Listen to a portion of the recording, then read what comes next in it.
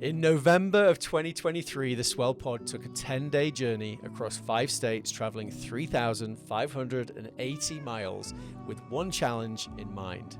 And that challenge was to interview 100 pleasantly rebellious humans to uncover deep truths about what it takes to create something that has never existed before, challenge the status quo, maybe even change the world. This is the Kiln Road Trip, created and produced by the Swell Pod. In partnership with Kiln, Moterra Camper Vans, and sponsored by Taurus. I'm Spencer McKeown. And I'm Josh Taylor, and together we're the co-hosts of the Swell Pod and your guides on the Kiln Road Trip. Follow along on the journey. Be sure to subscribe to the podcast, follow the Swell Pod on social media, and subscribe to your YouTube channel at, you guessed it, the Swell Pod. This is interview 23 of the Kiln Road Trip, and today we're at Kiln Lehi talking with Nate Sanders. Nate is CEO and co-founder of Artifact.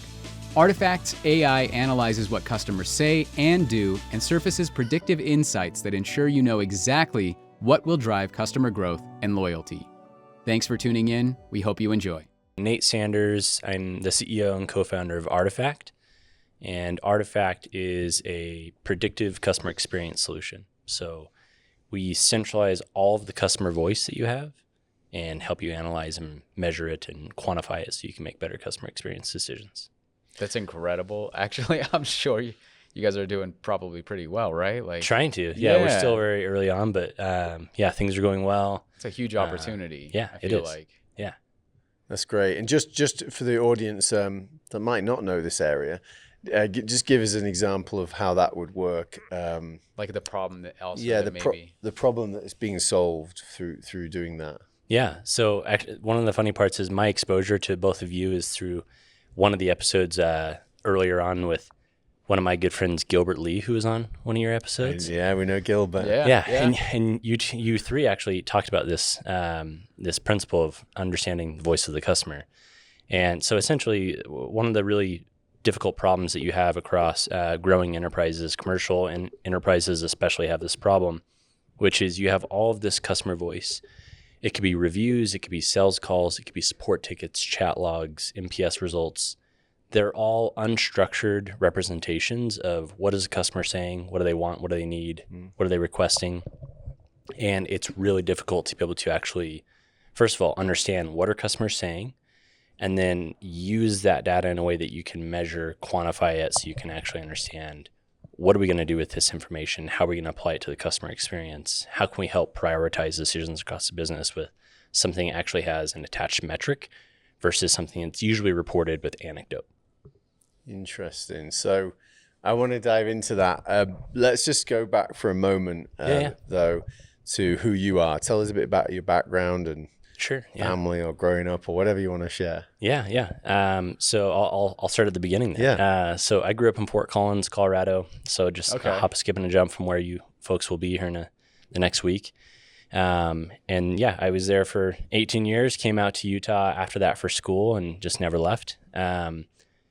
I was really interested in startups and I think originally it was more like entrepreneurship, I would say. So it probably would have been more on the small business side earlier in my life that I was interested in. I had brothers that were starting small businesses, and I really liked that concept of that's how I could live my life. And I got really interested in graphic design from the sense of all these new businesses, you need to start a website and build a website. And from graphic design, I got really interested in user experience. And that's where I spent the first part of my career was designing the user experience for products, digital products. So it was very early on in my career. I went to Degreed, which is a really large ed tech company now. And then from there was at Bamboo HR for a short stint, and then directed product at Canopy Tax for a couple of years, and then went to Pluralsight where I worked with Nate and Gil, and they had been long-term mentors. So that's awesome. Good mentors. Yeah, they are good. Yeah, great story. Awesome. How about your family, your parents or your siblings? Tell us a bit about them. Yeah, so family of 5 boys. I'm the youngest, so the whole chips on shoulders plus chips in pockets is probably one of the more annoying traits I think my brothers would say I have. And then my family today, 2 little girls. Our oldest is 9, our youngest is 5. couldn't be more opposite in personalities, but they're both just like amazing people. And my wife is an amazing person. She's awesome. We grew up together in Colorado and have known each other for a long time. And she puts up with my crazy entrepreneurial ways and is a great mother and a great partner. That's great. It's interesting. Not everyone will know what this means, but my daughter put her mission papers in just recently, and I got a screenshot last night that says, what her application of what my dad does at work. Yeah. I have no idea. Is that what she said? That's what she put. I have no idea. And so, but do your kids know? Do they understand? What's ironic about that is that recently, my oldest daughter does cheer. Mm-hmm. And her coach was asking her what I did, but he asked my wife first, and my wife was like stumbling through explaining what I do for a living, and my daughter was like, "Hold on, I got this. Like, hand me the mic," and did a pretty dang good job of explaining what Artifact does. So wow, that's I mean, that's what you want, right? Yeah. Someone that is outside the company, maybe a child that can actually understand it at that level. Yeah, that's actually a really good point.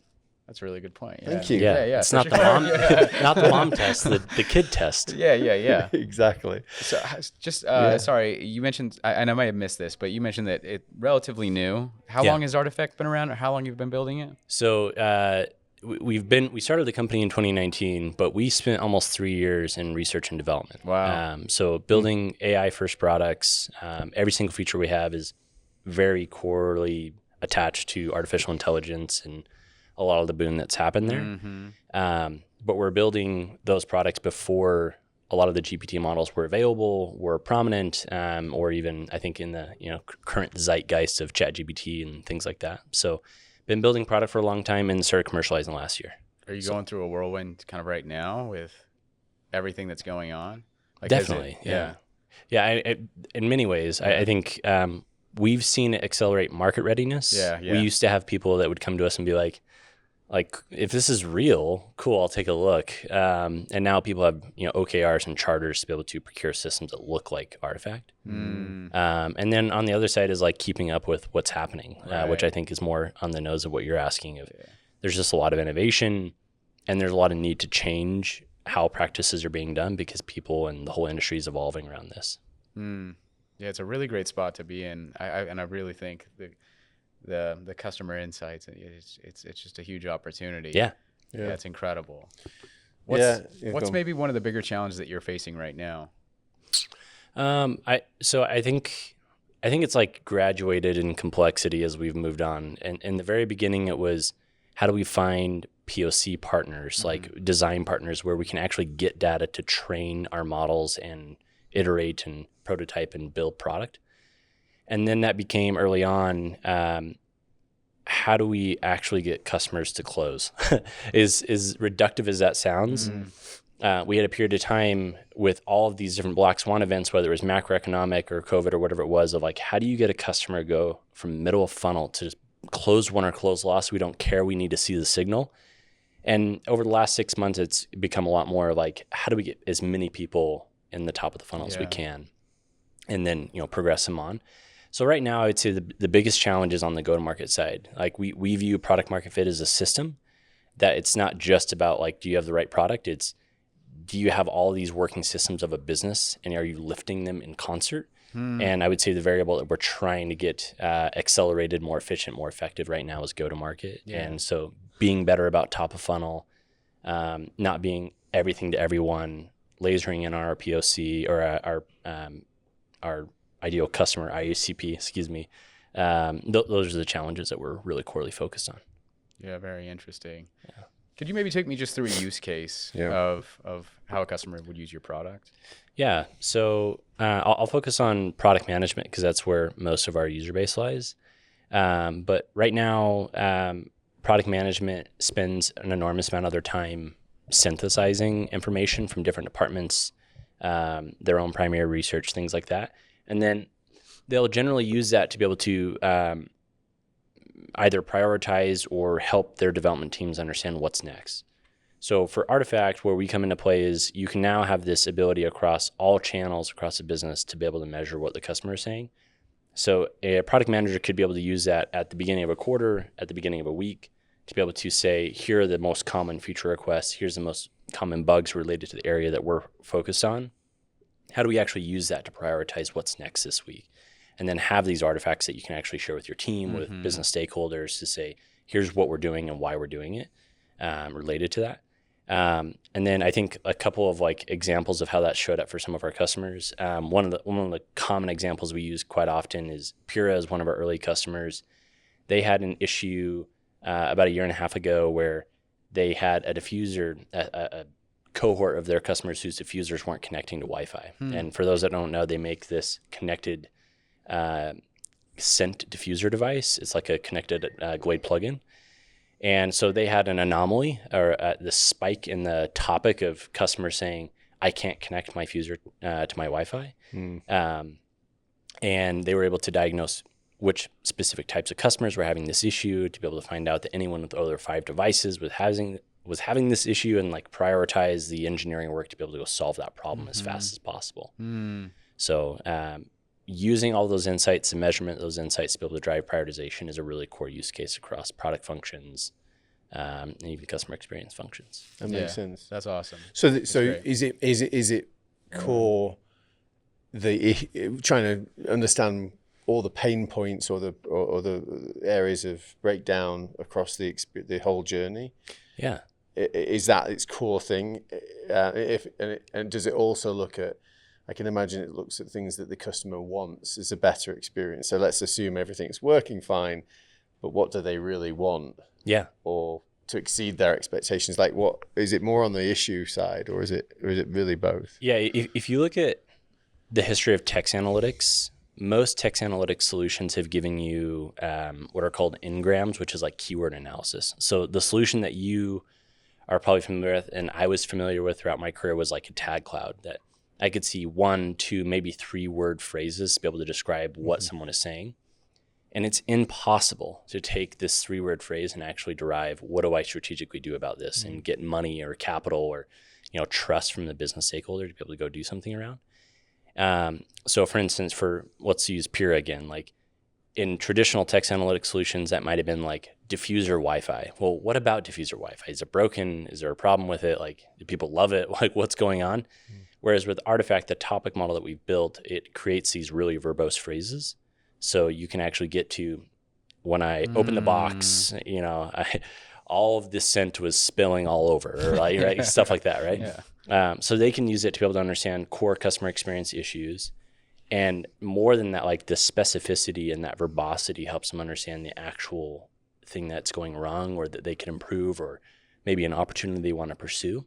And then we have a number of tools that help you measure and do discovery around that. So you have an ad hoc analysis tool where you can slice and dice and look at it through different lenses.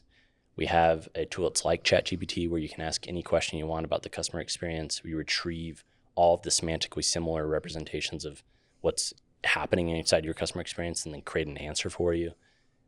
So it's driving towards, if you can measure and understand what the customer is saying with specificity, there's a lot of common business analytics capabilities that you can apply to that to be able to make better decisions. Yeah.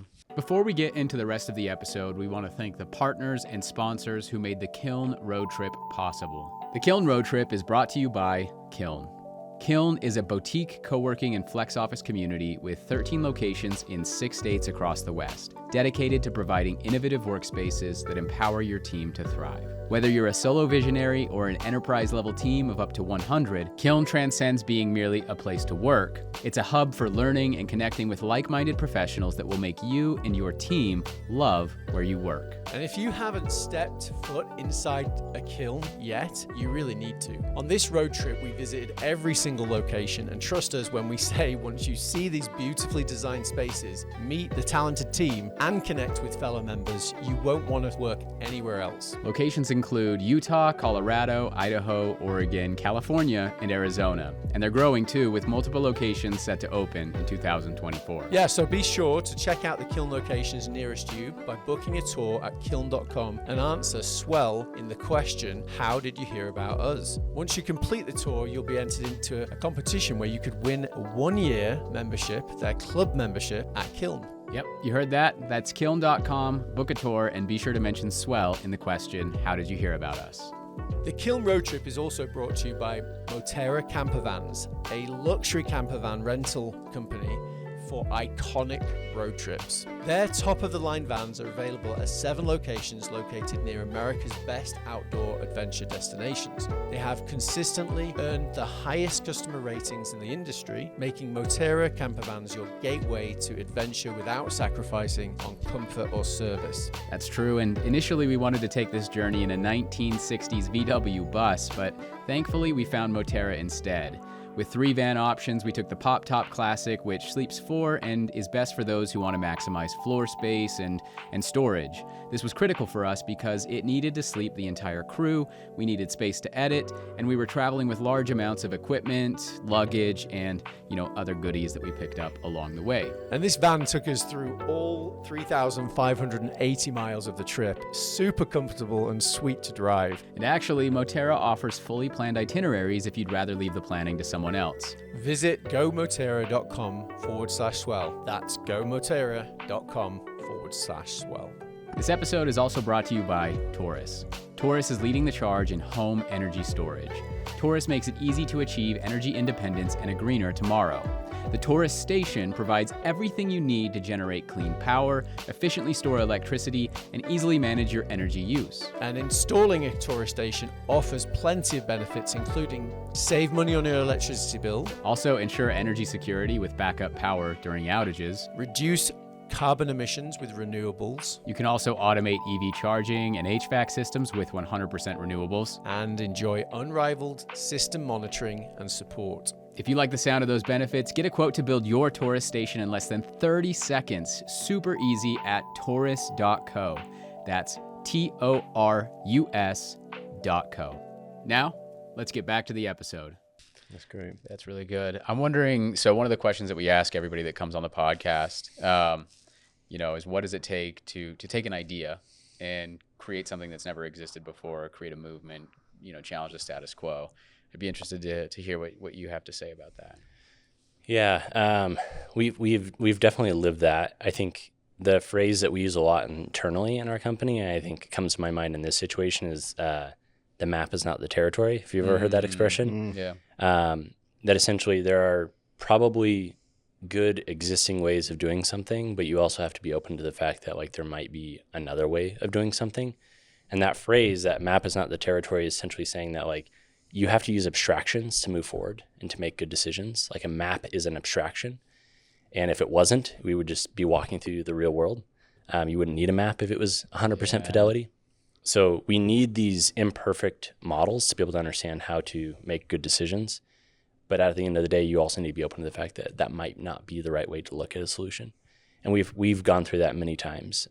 So in our case, it's applied research, where we're not a deep learning lab like OpenAI or Anthropic. We're doing a lot of applied research, which means that we need to be open to, is this the right solution? Can we tweak this? Is there an experiment that we can run that will actually help us get us farther? That's helped us an enormous amount throughout the last few years, is to be able to be open to the fact that there are existing ways to do this. We might need to change how we're doing this to be moving forward. Yeah. So are you building out of Kiln? Yeah. So we've been here even before the pandemic. So we started the company in 2019 before we did a pivot in 2020, and we were here. And then, kind of hunkered down for a little bit and have gradually come back. Okay. And what has it meant to you building out of this place? What is it? Yeah, just tell me about Kiln. The Kiln? Yeah. So the Kiln is special in a number of ways, one of which is they pay an enormous amount of respect and attention to the member experience. Mm-hmm. You'll notice that in contrast to any other co-working space that I've ever seen or walked into, is that they care about what is the community, what's going on, how can we help, things like that. And then the second would be, for us, it's been affordable. It's been an affordable way to be able to get nice Class A office space that can attract good talent and be an enjoyable place to work with all the amenities that come with that, without having to be able to own the burden as a startup of what a 5-year lease brings or any of those complexities of Class A office space. Yeah. Thanks for tuning in to today's episode of the Kiln Road Trip. Be sure to follow along on the rest of the journey, and you can do that in 2 ways. 1, subscribe to the podcast, whether you're listening on Apple, Spotify, or maybe even watching on YouTube, and follow along on all of our social media platforms, whether you're on LinkedIn, Instagram, Facebook, Twitter, or TikTok, at the Swell Pod. Thanks again, and we'll see you in the next episode.